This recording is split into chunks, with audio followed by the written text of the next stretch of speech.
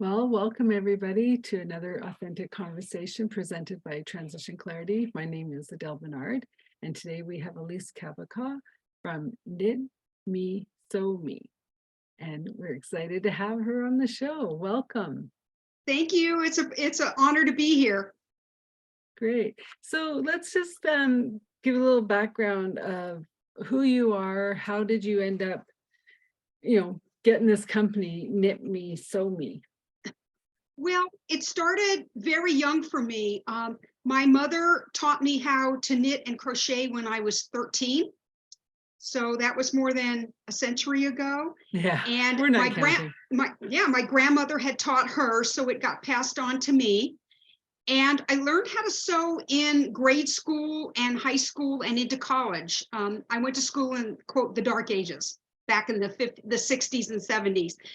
And that was one of the things that I really enjoyed doing. And so throughout my life, I would, pick up knitting or pick up cross stitch or crochet or whatever. And, there were spans in my life where obviously I didn't do anything because I was in college. I was working full part-time and going to school full-time. So my life was crazy. But I always somehow came back to it. I guess I felt that it was very soothing for me. And I also struggled with my weight for decades. And I learned that if I kept my hands busy, they wouldn't be in the refrigerator.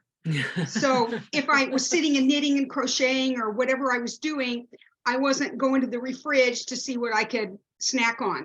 So it kind of helped me health-wise too. And I moved to California in February of '89, and I found some really great yarn stores. And when I met my husband, Joel, in April of '92, a few months, about 6 months after we met, we moved in together. So our rent was pretty much dirt cheap for California. And I found a great yarn store on Montana in Santa Monica. It was called L'Atelier. And they had this Sweater of the Month club. And I would get a card with a drawing of a sweater with all different yarn swatches, and I would go in there and I would drop, $200, $300, $400 on yarn every month and never batted an eyelash because I was making these beautiful designer sweaters and sweater sets. I made my husband 2 beautiful cardigans and a pullover. And I got to the point, and then we bought a house. And so once we bought the house, the designer sweater section of my life was totally gone. And I was talking with my mom one day and I said, I've got all these sweater sets. I have more than I could possibly need. What do you think I ought to do? And she said, I think you should start a business. I'm like, oh, okay. So the first business was called The Red Wagon, Lovables for Little Ones. And it was just kid stuff. So I started with baby blankets, stuffed animals, bean bags, bottle holders. And then I decided, you know what, I'm going to branch out. And that's when I started doing the whole line of accessories. So that section of the business was called the Scarf Gal. So I was making scarves and hats and headbands, head wraps, and fingerless gloves. And so they kind of had 2 different logos, but they were part of the same company. And then the person who did my first website told me he was taking down his server.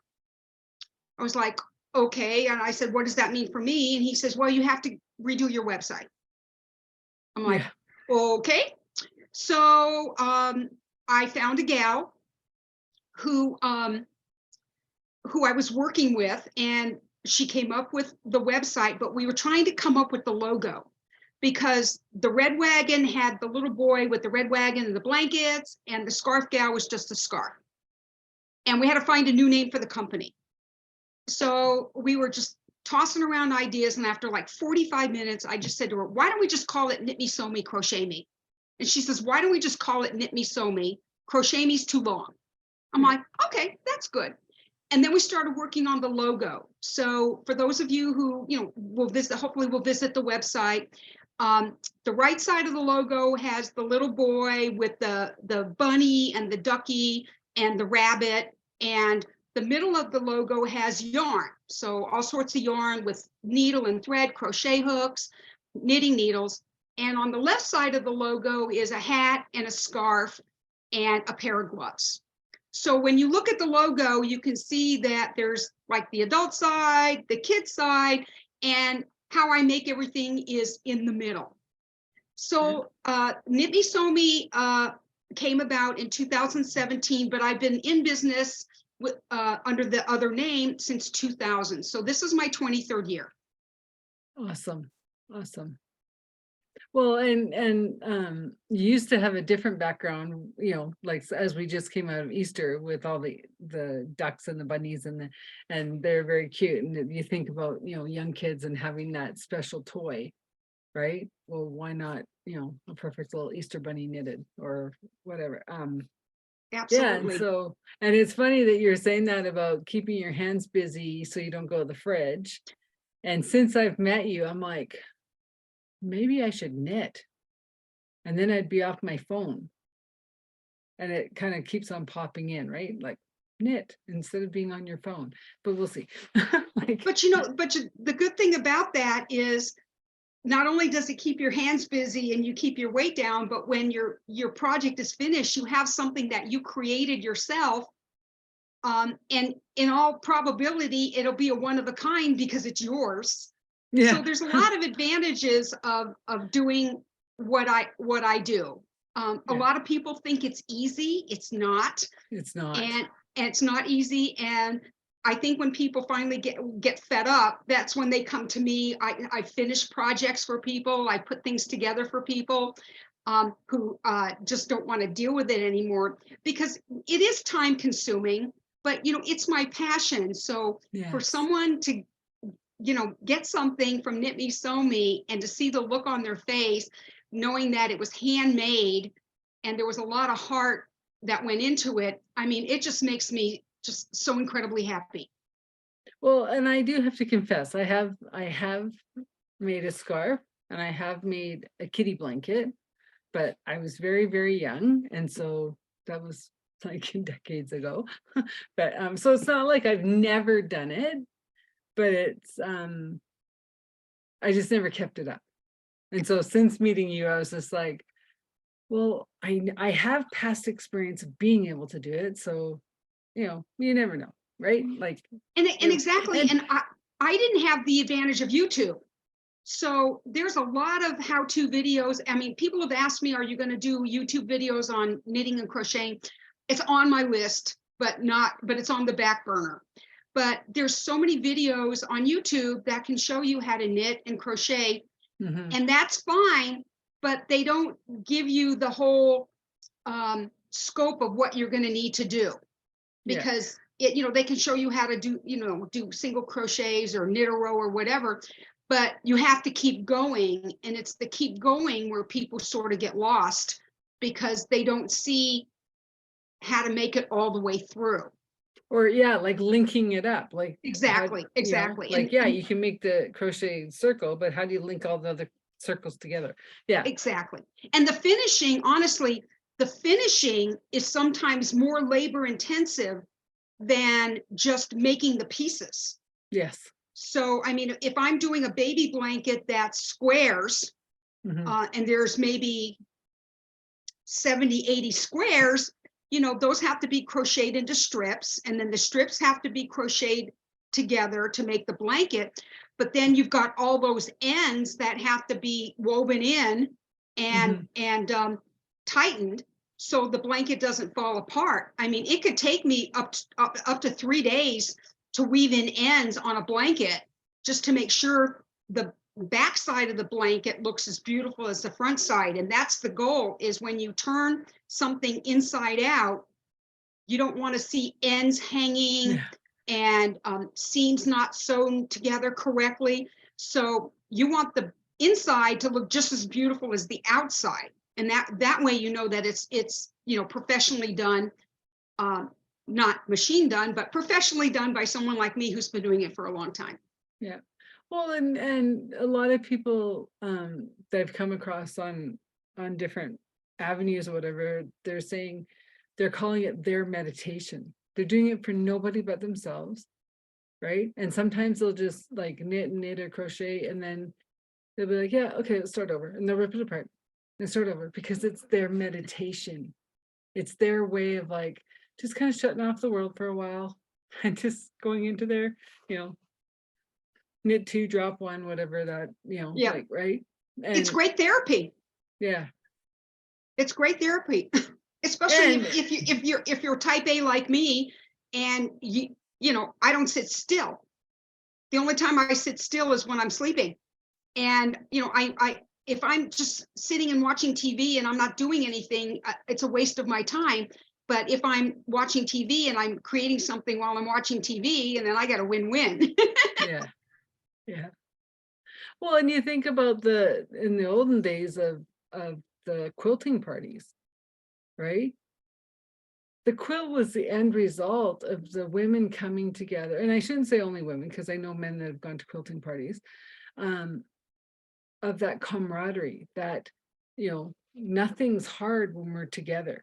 It's like the business term of the mastermind, right? You know, of coming together to solve the equation of what's being presented. And then the end result, you have these beautiful quilts, right? Exactly. I mean, Or whoever they're yeah, and I've been to knitting parties where, you know, when I lived in Phoenix, there were a couple of yarn stores that they closed at 5, but at 5:30, you could come in and knit. So, you know, of course, you would buy the yarn and your supplies from the store, obviously, but you could come and there would be 5, 6, 7, 8 women, and everybody would be knitting and yakking and talking and sharing stories.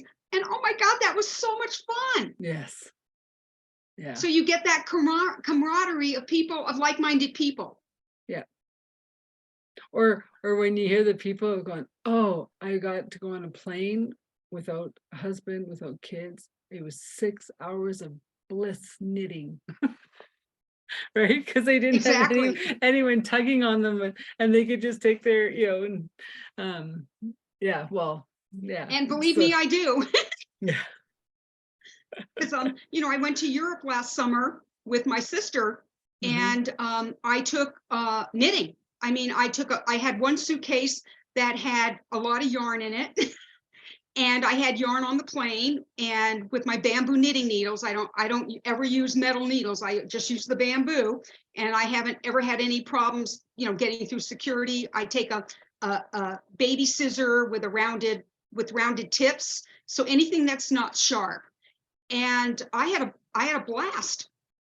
So, you know, I knitted all the way to Europe and back. There were, you know, nights on the ship when we weren't doing anything. I was working, and, you know, and I still had time during the day to do our excursions and have a lot of fun. And, but boy, when I came back, I had a lot of stuff made, which I was just so thrilled about. Well, and it's not like you can't talk, or, you know, like while you're knitting. Oh, exactly. And then I met a lady, the first day we were on the ship, we were walking around the top deck, and we saw a lady knitting, and she was making this figurine. And it turns out she's from England, and they do post office toppers, box toppers, where people knit things and they attach them to the tops of their post boxes. And oh my God, they were hysterical. And she had so many different pictures. And I went online, and these gals are really creative, what they put on top of their post office boxes.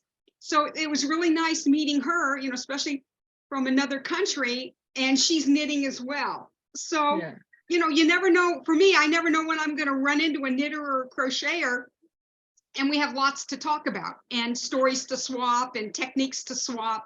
Makes it a lot of fun. Well, and I think it's maybe you'll know more than me, but I think it's coming back. It's a lost art that, you know, there's a couple generations in between that are just kind of like, yeah, we were too busy. We just, you know, we thought, oh, well, that's what grandma does. Yeah. And a long time ago, I remember Julia Roberts, the actress, she was really big into knitting. The actress Karen Allen, who was in the movie with Harrison Ford, that guy. And I saw her at L'Atelier one day. And I also saw Monica Lewinsky. She was in L'Atelier one day. And, you know, a lot of people, they get, you know, I've seen this so many times, they get gung-ho, they buy yarn, they buy everything, they got the pattern, and then they started and then they quit. Mhm. And the thing is you have to keep at it. And that's what I tell people when I meet people online, or I meet people at an in-person boutique who have crocheted or knitted. And everybody says, how come your things look so good? And it's like, I've been doing this for over 50 years. Yeah. And you have to keep at it. It's just like anything Well, in and life, you and- get better with practice. And you And also had hands-on help.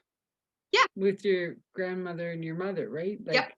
so if you don't have that, like, who do you find, Right.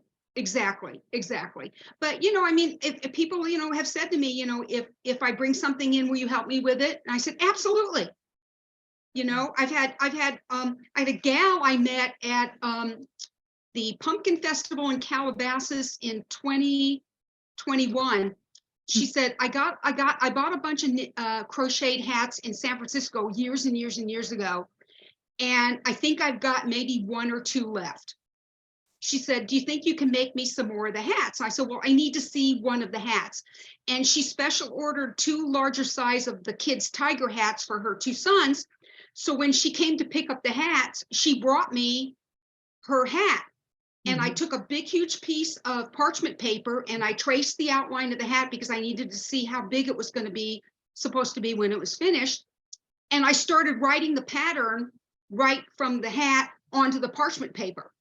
And it's a mess. The pattern's a mess, but the hats came out great. So I made her 6 hats that she picked up in January of 2022. And then at the end of last year, she called me. She says, I want more hats. And I made her 6 more that she picked up in January of 2023. And so now she's got every color that she wants. And she loves coats. So she's got 7 or 8 different coats. She loves them. And so she knows every time she wants a hat, all she has to do is pick up the phone and call me, tell me what color she wants. And she knows that I can make that for her. So that's and those are the hats just for her. If anybody else wanted one, I'm sure she wouldn't mind if I made one for them. But that's kind of the beauty thing, is like you can design your own things just by, having an idea. Yeah. Well, and that brings me to the other side of things of a designer working for Donna Karen, and it was like, can we paint on this fabric? And she goes, sure. And then she went and figured out how. And then, like, it was her painting that ended up on that runway shoot that season, right? So so it's just like, well, you don't know, you just say yes and then figure it out.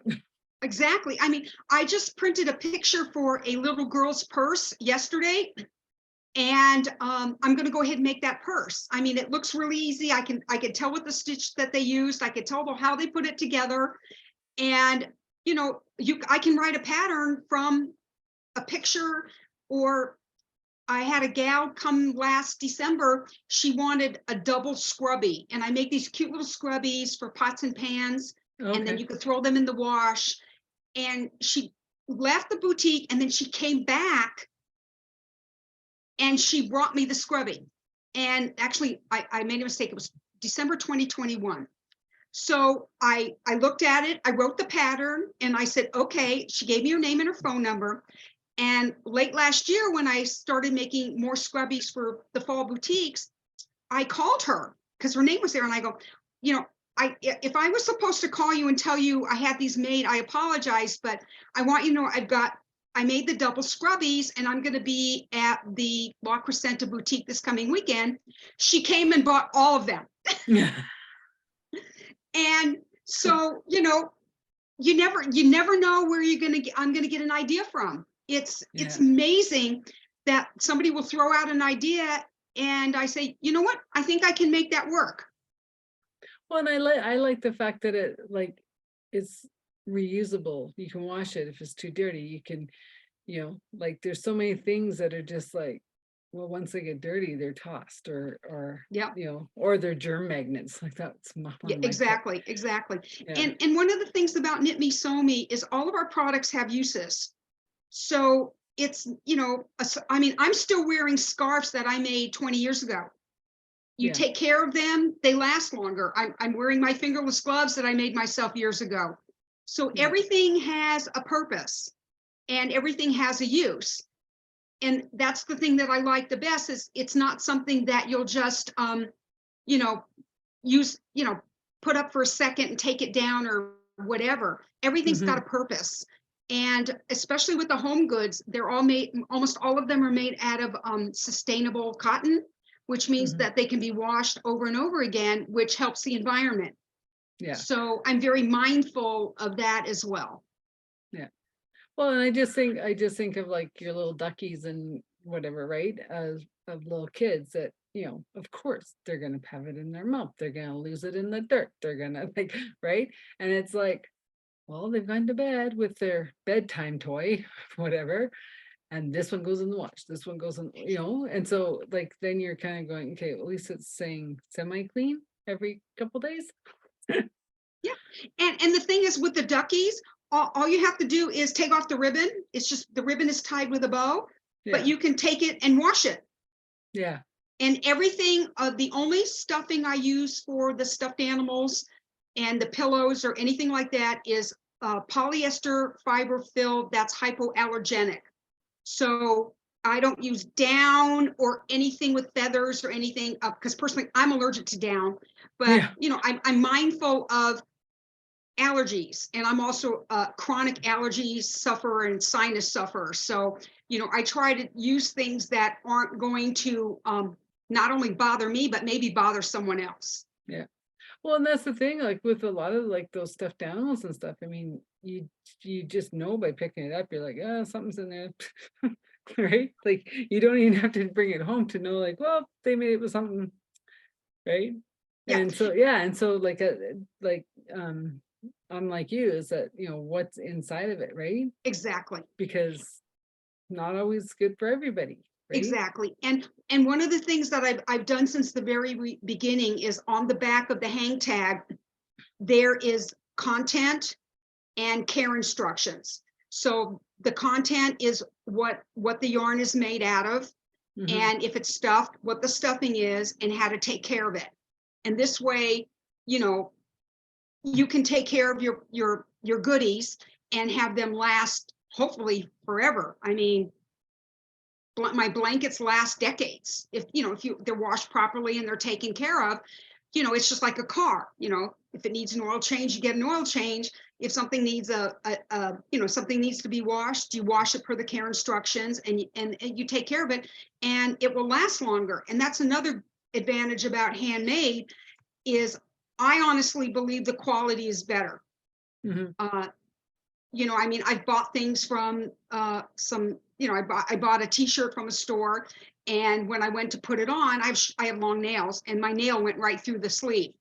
Oh, and no. I'd only worn the thing once, and there was no way for me to fix that because it wasn't at a seam. And that's that old adage, you get what you pay for. Yeah. So with handmade, are you going to pay a little bit more? Yes, but the quality and the endurance of what you bought is well worth paying a little bit extra for. Yeah. No, I agree. Because like I used to always say that to friends. Like I'm like, we can go and get like 5 of the same shirts, or you can go get one that's gonna last and won't lose its shape, and and you get one. You wear it out till it goes, right? Exactly. And that's one of the things I love about the scarves that I make. Almost all of them are one of a kind.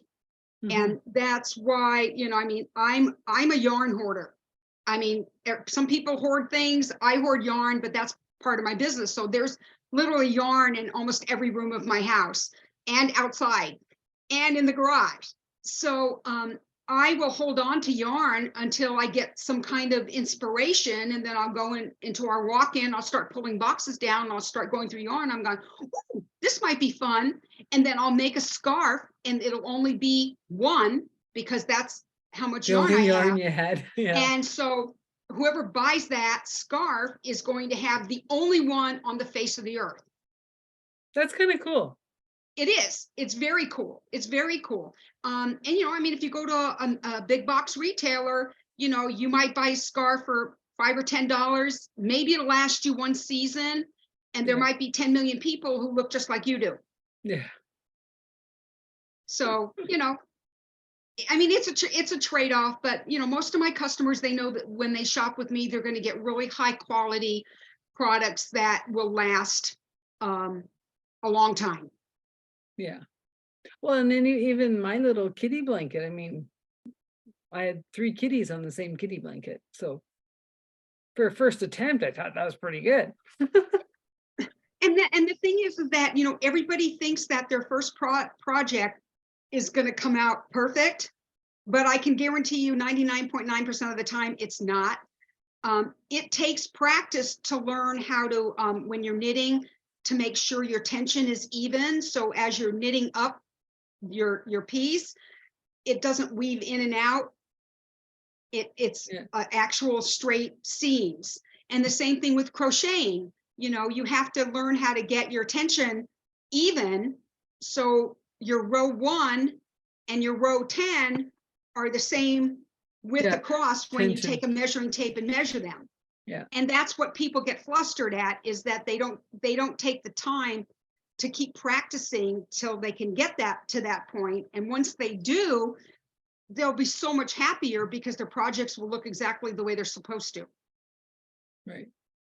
Well, and that's that. Yeah. I mean, with anything, you don't, I mean, not knitting or crocheting or anything, you don't do it like, it's beginner's luck if you get it perfect on the first try. And then you have to go back 20 times and figure out how you got it first try on the first time. Exactly. So, and one of the things I do is I write on almost every pattern. And I know I'm notorious for changing patterns. If they write something down, they want me to do it, and I don't like the way it looks, or I can't figure out exactly what they did, I'll rewrite it. And then I write all my notes on either on the pattern or on stickies or whatever. And especially one of the things that I learned the hard way is if I'm changing something, I need to write down what size crochet hook or what size knitting needles I'm using. Because when I go back, I'm like, well, what did I use? And then I'm dummy. So, I mean, I have my own moments as well where, I have a senior moment. yeah. And you don't have to be a senior to have them. Exactly. That's funny. So anything that you like, any inspirations of different stuff coming down the pipe that you could, do you have kind of maybe burning? Yeah, there's definitely going to be more of the purses for little girls. Right now, I just make Minnie Mouse purses.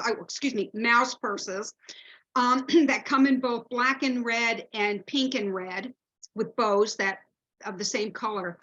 But I've got some ideas for some other ones that I think are going to be really nice. And then I just took a bunch of Lion suede. Lion brand is a yarn manufacturer here in the US. And a long time ago, they made this beautiful chenille, not a real thick one, not a real thin one. It's kind of like in the middle. Mm-hmm. And I happened to be at Big Lots one day, back when it was called Pick and Save. And on an end cap, they had all of this yarn for $1.50 a skein. It was usually like $5.99 at Michael's or Joann. And I bought a wagon full. And there's one scarf pattern that Lion brand has that goes with that yarn that I made a lot of the scarves. They were absolutely gorgeous. Matter of fact, I have a red one.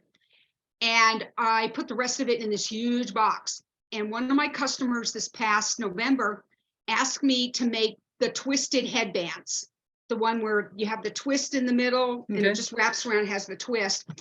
And I thought, it looked hard to me. And I'm like, how do you get it to twist? So I grabbed some of the Lion brand, the chenille, and I made one. And then the pattern that I found actually showed me how to do the twist. And once I looked at the picture, because I'm visual, I made it work and I turned it around and it came out perfect. So those are going to be, they're obviously limited edition because the yarn isn't available anymore. So I'm going to take them this weekend to my boutique in Lake Forest, California, and see how they do. But yeah, that's new. They're going to be posted to the website probably next week. And more kids' purses. And I just found a panda hat for kids.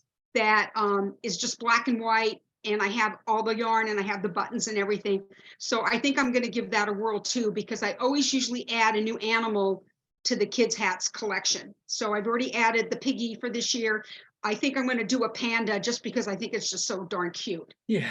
And that'll go with all the other different animal patterns of hats that I make for kids. So, I mean, you know, a lot of people give me ideas, but, you know, I only have so much time. And when, you know, everything's handmade, I just can't do everything, you know, Yeah. because it's not just, you know, blocking out chunks of time to make things. It's, you know, I'm the only person in the business.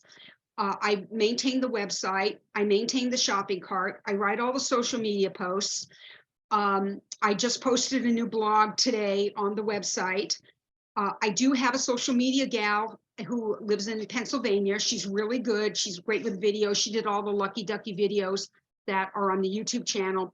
And I actually found a gal in Michigan who knits, and she's been knitting gloves for me. So she makes the gloves and then she sends them to me, and then I put them together. So it's nice to have help. Because it's getting to the point where I don't know how much longer I can do all this by myself, but I'm trying to be very good with my time management.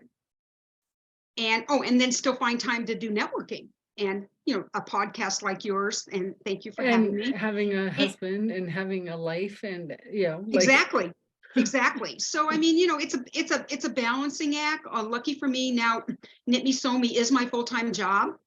So I'm not having to answer to anybody as far as my time or where I need to be or what I need to do, but I have to answer to me. And that includes, you know, making lists of things I need to do and make sure that I stick to my plan. And if I say on a day I'm going to write the blog, then I write the blog. And I wrote the blog yesterday. I posted it this morning. I also had some more ideas for more things to write about. So I have a document in Word that says future posts, and I was just like typing away and anything that where I get inspiration, you know, I put it in there for future. yeah. So it's you know, it's a lot of fun. I will say honestly that I've never worked harder and made less money in my entire life. But I don't think for me it's just the money. I think this is my passion. Yeah. And I really, really, really want to get handmade out into the marketplace again and tell everybody, you know, to give up all of us, you know, handmade businesses. And, you know, we're artists and we're creatives, and, you know, give us a chance to be of service. And I think once people realize that handmade is the way to go, I think hopefully the movement will blossom, and, you know, it'll get to the point where people start changing the way they feel about how they shop. Yeah. No, it's true. Like, it's funny because I have a friend that lives just outside the city from where I am, and she knows where everything handmade, every market. And I'm like, I don't even know why I bother trying to find the things happening in the city before she does. Because, yeah, like anything that's organic or, yeah, she's on it. Like, I'm like, okay, whatever. Yeah, well, you need to tag around with her. I do, but I'm just like, oh, have you been to the? She goes, yeah, and I'm like, why do I bother? Okay, let me know when you want me to tag along to know what's happening in the city that I live in. Oh, exactly, exactly. I mean, you never know what you're going to find at a farmer's market. It's not just fruits and vegetables. I mean, they have local artisans as well, you know, and it's, you know, jams and homemade jams, jellies, you know, all sorts of great things that people create. Woodworking, for me, you know, the knitting and the crocheting and the sewing, and, you know, people who make their own clothes and do really interesting art pieces with all sorts of mediums. So, you know, you go to a farmer's market and you never know what you're going to see. Yeah, no, it's true. And I find different areas have different stuff too. Right? Because Absolutely. your area might have a different flair to other areas. Exactly. Exactly. Yeah. So, you know, it's a challenge. I will admit that, you know, I do have a meltdown every now and then, just like everybody else. But I have a really good support system behind me. My sister, my identical twin Sharon, who I absolutely love and adore. And I have a small circle of friends who I know I can call and just say, I'm having one of those days, and they'll give me the support that I need to, get me through it. And, nobody can do something like this alone. No. And that's why, all the people I've met on Alignable and LinkedIn and the Happy Neighborhood Project, I've done networking now. I've almost 2 years, and I have made so many wonderful friends. And, a lot of people have bought from me and have given me recommendations. And it's just, one of those things where, you just have to be yourself. I'm always upfront, honest, transparent. The business is run the same way. Yeah. And that's my joy. And so that's interesting that you say that you're a twin. Does Sharon knit and crochet? Sharon is actually one of the most gorgeous needle pointers I have ever seen. Oh, okay. I mean, So she literally has canvases, yarn, thread. She has the goggles she puts on. So, the magnifying goggles. So if she's needing to do something that's really small, she knows how to do it. And her work is absolutely gorgeous. Now, I did try to have her crochet for me, and she got fed up. So I have another project for her that I think she might like better. So I'm going to try again. I know, but I mean, she could bring her needlepoint into, like, you guys could collaborate that way too, right? Oh yeah, that's a very good idea. But she's pretty amazing that way. So I mean, people come up and say, oh, I can't knit and I can't crochet. And I said, well, what do you like to do? And they said, well, I paint. I said, well, that's your creative outlet right there.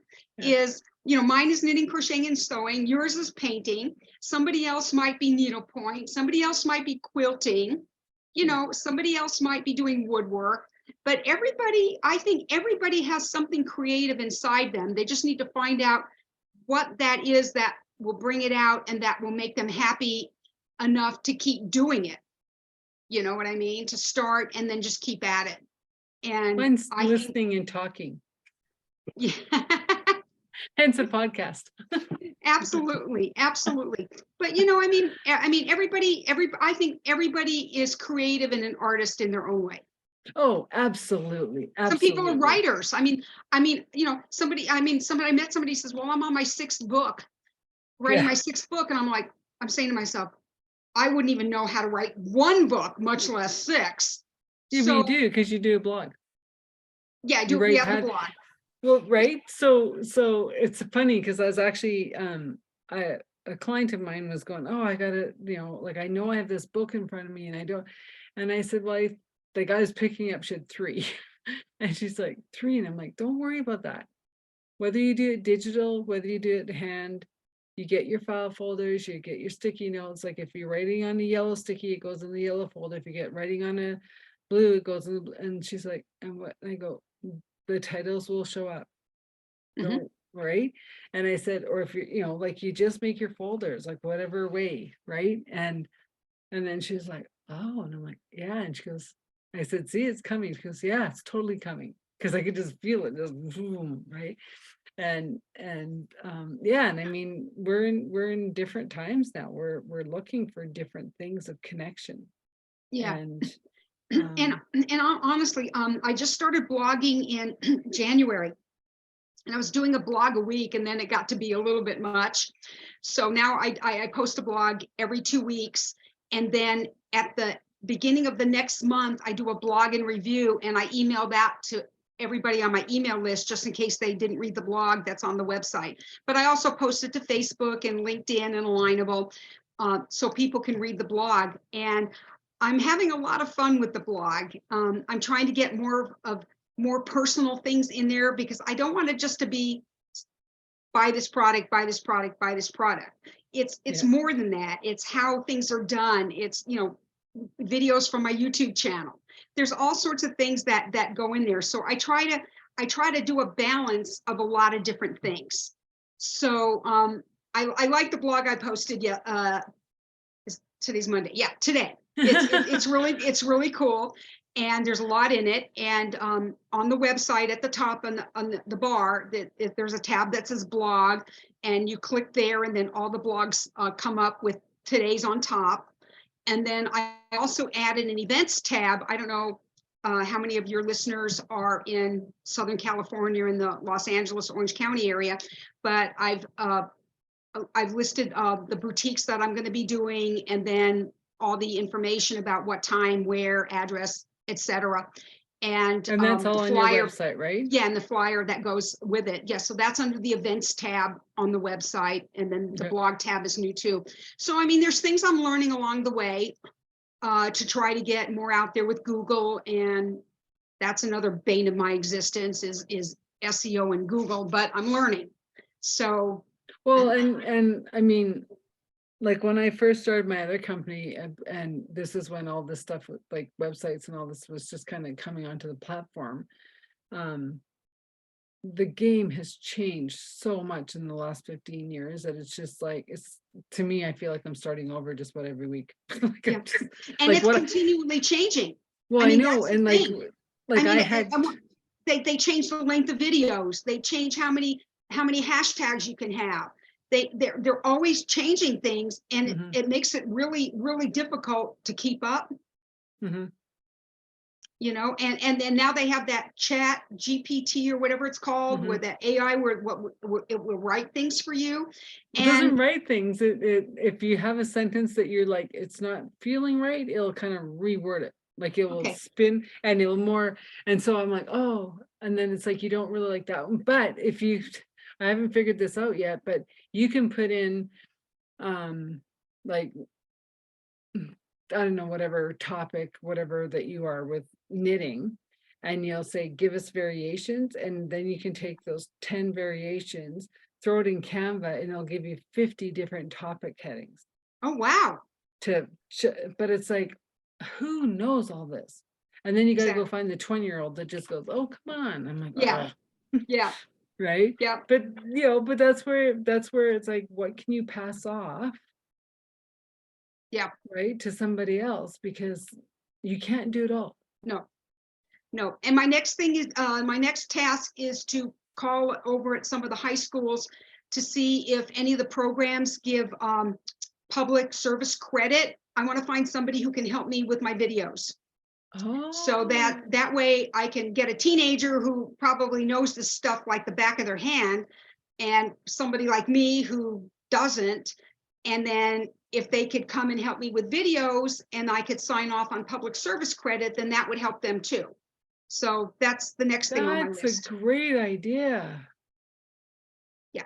Because I actually volunteer with a young guy, and he's all into the technical of lighting and production and stuff, but I never thought about like seeing about technical credit so you can do it in Yeah. his school time.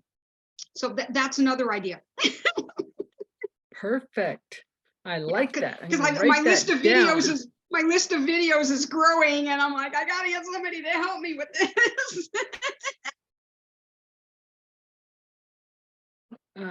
Yeah, because that wasn't around when I went to school.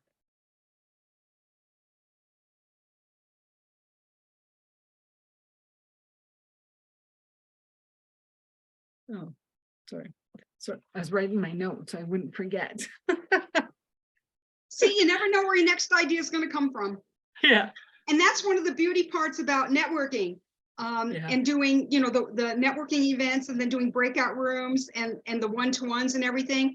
Because there's been times when I've registered to do an event. I'm like, oh, I really don't feel like doing this today. And I'm like, no, I already registered for it. I better do it. And then I meet somebody, you know what I mean? And then I do a one-on-one. So you never know where that next friendship connection is going to come from. It may not lead to a sale, but you've made a connection, you've made a friend, somebody you can, converse with, somebody you can chat with. And I just think this whole networking thing is really, really awesome. Well, and it was funny because I was on one of the networking and I was trying to stay in the background. Like I showed up because I signed up, but I was like, I really didn't want to be there. And then I got called out. And I'm like, I'm hiding. No, you're not. And I'm like, right. And then it ended up being one of the best. Like I got like so many connections that day. And I was just like, show up even when you don't want to. Exactly, exactly. You just never know. I used to be a trainer. I worked for the bankruptcy court for a little over 10 years, back in the mid 90s to mid 2000s. And I was asked by the clerk if I would do automation training because everybody was migrating to Windows and it was Mail and WordPerfect and all this other stuff. And there was a really nice lab with, I think it had 8 computers, maybe 12, and the one for me. And then when my students would walk in, they would all kind of go to the back, and I just looked at them and said, I just want you to know, I always call on people who sit in the back, and they all move forward. So this way you get, you're not talking, to the back of the room, you've got people towards the front of the room, but I found that always worked. Well, and I never understood going to the back of the room. Like Yeah. for me, it was way too many distractions that I never heard, like I missed everything. Yeah. And on top of that, if you sit in the front, you get a better view of everything. Yeah. Well, I was always a front sitter because I'm like the next shiny bauble, right? So if I have too many people in front of me, then the teacher, I'll catch on to everything they're doing and miss what the teacher's saying. Mm-hmm. Yeah. So yeah, it's just a different way of learning in which I've had to figure out for myself. But I mean, I just think, because of COVID, obviously Zoom took off big time. And it's just nice to be able to have interactions with people from the comfort of your own home or wherever you happen to be, and not feel like you're isolated and you're alone all day long. You know what I mean? And you have no human. Yeah, but now, like, I'm finding Zoom is becoming just as isolating. What was that? Zoom is becoming just as isolating. Oh, okay. Yeah, right? I mean that's why I'm looking forward to my in-person boutiques. I love in-person boutiques. Yeah. I was raised old school retail, where you would, when somebody would come into the store, you would say hello, and then as you see people getting arms full of things to try on, I would walk over and say, hi, I'm Elise, may I start a fitting room for you? Yeah. And I would take all the clothes in the fitting room, and when they were ready to go in, put them in, and then I would knock on the door like every 10 minutes or so. Do you need a different size? What else can I bring you? And I would just like basically shuttle things in and out and in and out and in and out. I did that with my mother-in-law when she was alive. I do it with my mom when she was alive. I do it with my sister. So for me, at an in-person boutique, I'm the same way. When somebody comes into the booth, I welcome them and tell them, everything's handmade in the USA. And I go through and tell everybody what it is. And then I have mirrors. They can try on anything that they want. And they get that personal experience. And then anybody who buys something, this is just a crazy thing I do. I have a big, huge bag of Tootsie Roll minis, the midgets. And anybody who buys something, I put a business card in the bag with a handful of Tootsie Rolls. And the same thing if anybody orders online, they get a little baggie with Tootsie Rolls and a thank you card. So, it's making it personal and enjoying the contact. Yeah. So that's what's the link to the Tootsie Rolls? I started with C's, C's suckers. And they're way too expensive. They're like $40 a box. And I couldn't afford that. So I needed something that wouldn't melt. Oh, right. I have to think about things that wouldn't melt.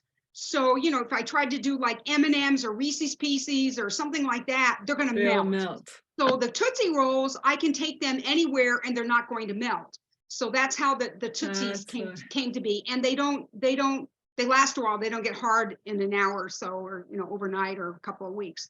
So that's kind of a little something extra that I do that, I thought would kind of be fun. Yeah. And then, if a mom buys something and there's a child there, I say to mom, is it okay if I give your child a Tootsie Roll? And they, if they say yes, I give them a Tootsie Roll. So they leave the booth having a really good experience. Right. No, and that makes sense about the Tootsie Roll, like especially if you're shipping things, you don't want it melting, Yeah. Exactly. and They open the transit, right? box, there's a little snack baggie and it says, thank you for shopping with us. And I sign my name. I put a business card in the baggie with the Tootsies, seal it up and put it in the box. Yeah. And it's a lot cheaper than C's. Oh, yeah. And the only way I could get a discount on the C's as a business, if they told me I had to spend $500. And I'm like, no, no, that's for a big corporation, not for somebody like me. And people who don't understand C's probably wouldn't, they would go, okay, a Tootsie Roll or a lollipop or whatever, like, and maybe not even eat it. And they're Exactly. like not realizing what they're missing. Oh, yeah. The chocolate one's the best. That's my opinion. Anything that's chocolate is the best. That's funny. That's funny. So, my dear, what out of all of this, obviously you're passionate about what you do, and I'm happy for you that you have been able to do this full time now. Mhm. and live in your passion, because like you just glow, right? Like you're just like, oh, this is so much fun, like it's not work, whatever, right? Like I'm supposed to be on vacation, but knitting's vacation. And so what would you say to anyone listening to finding that passion, finding that the thing they do just because it's just in you to do? I think everybody needs to have some away from work time, something that enriches your life. I mean, some people go bike riding, they go skateboarding, they go skiing, they go walking or whatever. I think you just kind of have to look around and see what piques your interest. Especially now with YouTube. I mean, there's so many different things on YouTube. You could scroll through thousands of YouTubes and maybe say, oh, that sounds interesting. Maybe I might want to learn more about that. And go for that. For me, it was easy because it was passed down from my grandmother to my mother to me. Unfortunately, I don't have any children other than four-legged ones. And it's going to stop with me, unfortunately. So I'm going to try to do the best I can before I breathe my last breath. But Or Hmm? you find that young person who wants to learn. If there's a young person out there who wants to learn, I am so willing to teach. And I think that you have to kind of step back in your life and say, okay, what do I have going on? And then you look at all the things you have going on and then say to yourself, is this enough? Is this enough to make me happy? Is there something else that I might want to try that will make me happy? And then, go out in the world and find your passion. There's hundreds of millions of things to do. I mean, here in California, we've got the ocean, there's things to do there. There's the mountains, there's things to do there. There's all sorts of things that it doesn't have to be something that is tangible. Like you don't have to make a tangible product. But if you find that your passion is skateboarding and you go to the skate park and you skate, or you go to your roller skate or whatever, it doesn't have to be something where you came home and say, oh my God, I got this. It can be, oh my God, I went and I did a 2-hour skate today. And that's the passion. So it can be anything that you want. It doesn't have to be product driven. Right. Very cool.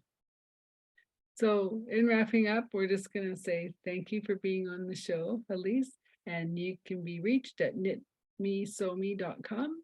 Correct. I'm Adele, and I can be reached at transitionclarity.com.